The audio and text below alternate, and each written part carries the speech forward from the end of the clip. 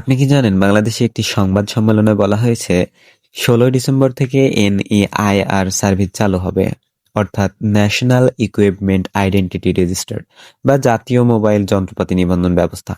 এখন যেসব ফোনগুলো এর পরে কেনা হবে, মানে NEIR সিস্টেম চালু হওয়ার পরে কেনা হবে, সেই সব ফোনগুলো বন্ধ হয়ে যাওয়ার সম্ভাবনা সবচাইতে বেশি বা বন্ধ করে দেওয়া হবে বলা হয়েছে। কিন্তু এই খবর আজ তো নতুন না, অনেক আগে থেকেই সরকার আমাদের জানিয়ে আসছে এই ধরনের কথাবার্তা, কিন্তু আইন কানুনে নিষেধ করলেও প্র্যাকটিক্যালি তারা কখনো এইসব ফোন বন্ধ করেনি। এখন বিষয় হচ্ছে, যদি সত্যিই বন্ধ করতে হয় তাহলে বাংলাদেশে যতগুলো ফ্ল্যাগশিপ ফোন আছে বা দামি ফোনগুলো যেগুলো আছে, স্যামসাং এর ফোন বলেন আর আইফোন বলেন, সেগুলো সব বন্ধ করা লাগবে, কারণ সেই সব ফোন একটাও বাংলাদেশে রেজিস্টার্ড নাই।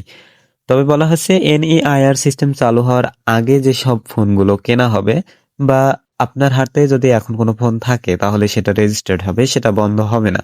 কিন্তু NEIR সিস্টেম বা 16 তারিখের পরে কোনো ফোন কিনলে সেই ফোন রেজিস্ট্রেশন করা লাগবে। যদি না করা হয় তাহলে তার নেটওয়ার্কটি বন্ধ হয়ে যাবে। আর বন্ধ হবে মানে এই নাই যে আপনার ফোনটা একেবারে পুরোপুরি বন্ধ হয়ে যাবে। বন্ধ হবে মানে আপনার ফোনটা বাংলাদেশ নেটওয়ার্ক থেকে একেবারে ডিসকানেক্টেড হয়ে যাবে।